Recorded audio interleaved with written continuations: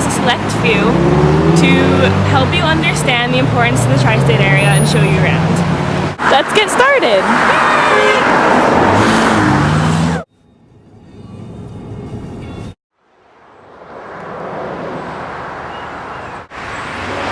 This is the Stamford Museum and Nature Center.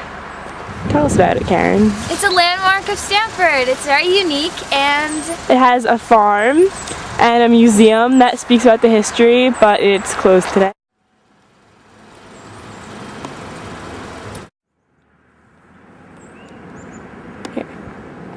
This house is similar to a house called the Hoyt-Barnum House, which shows what houses were like in historic Stamford in the 1700s. As you can see, it's very small.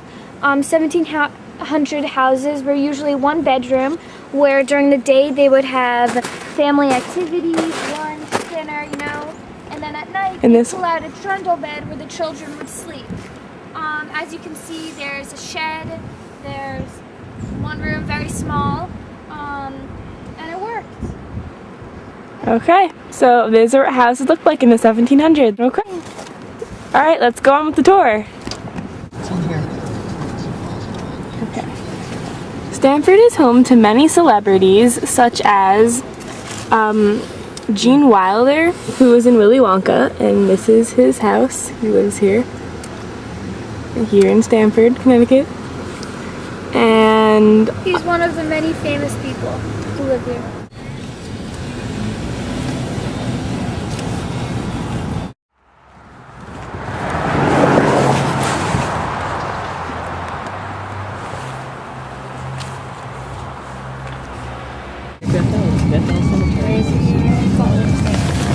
Hi, we're touring. That's historical. We are now on our way to find the remains of Fort Stamford, and we are going to see other houses that used to belong to celebrities that lived in Stamford. We're touring Stamford right now.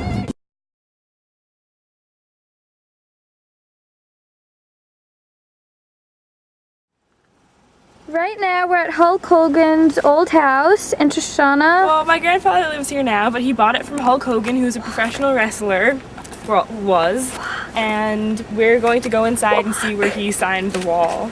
Here we go! Are different wrestlers who signed the wall. They're probably friends of Hulk Hogan's. Except those might be their real names. Yeah, not the wrestler names. Yeah, to Terry, that was his name, Terry, but I forget his real last name. Terry. His real first There's name. two Terry. I hope the D-Cause gives you the Pump you need. Woo! Love Courtney. Okay, we don't know who that is, so this is just an exercise.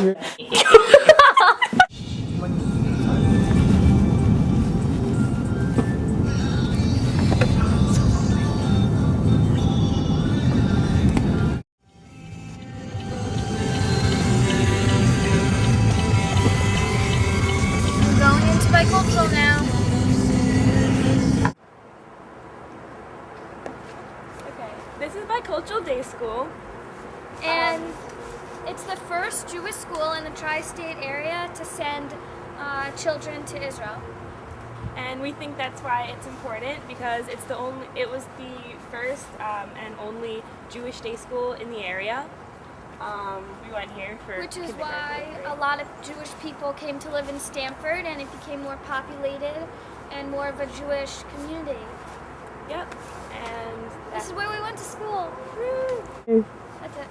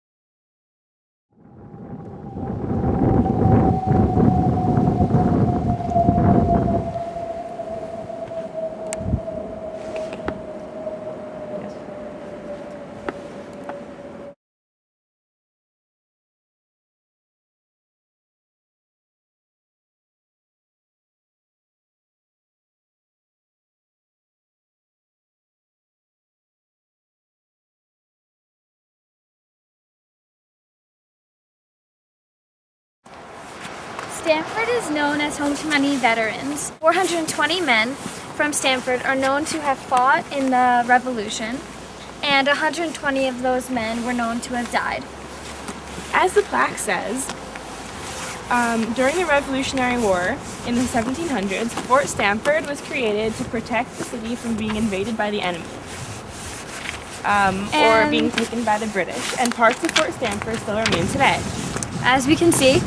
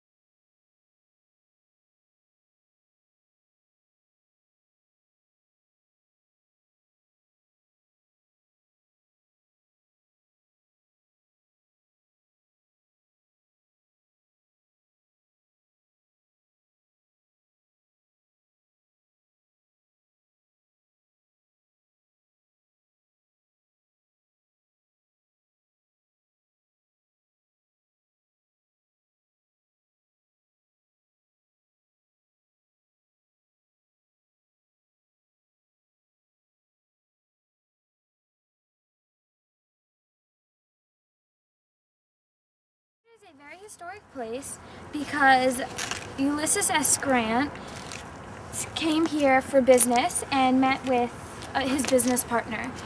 As you can see, Stamford is known for New York City being right by. It has a lot of business and social life, while yet maintaining its calm, peaceful surroundings and letting people grow up and have nice areas to live. It has many historical features such as the Hoyt Barnum House, the Nature Museum, the Cone downtown, and many people have so-called immigrated here because of the closest to New York City. Go up and see the plaque about Ulysses S. Grant.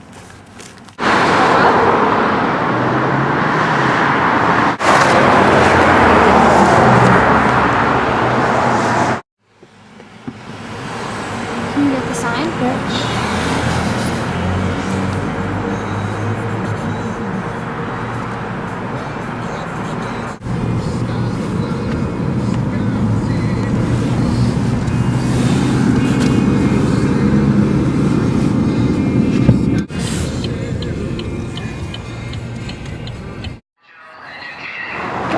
We're at the Stamford train station right now, and as you know, this is one of the biggest reasons why Stamford is very important to the tri-state area.